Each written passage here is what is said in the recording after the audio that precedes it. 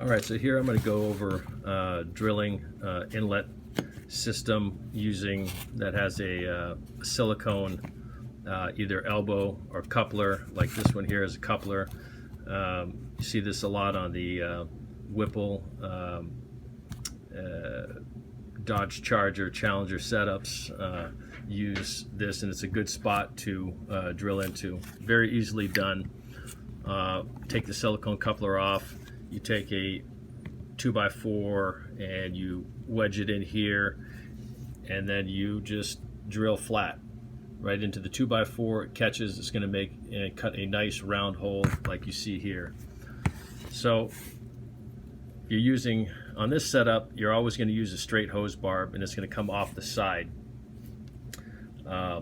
like this. It's not going to have a 90 because the 90 it doesn't have a good bite to stay in there. But because of this lip here, this has a nice tight fit, no leaks, and it's very easily done. All you got to do is go reach from the inside and put a little bit of lube on there, reach from the inside and push it through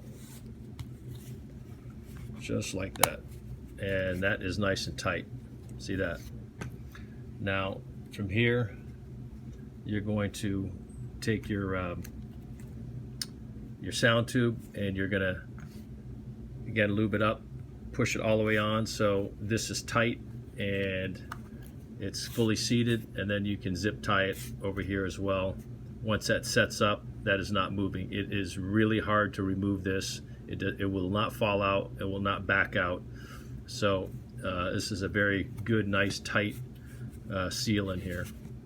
So that's it for the silicone type couplers and inlets.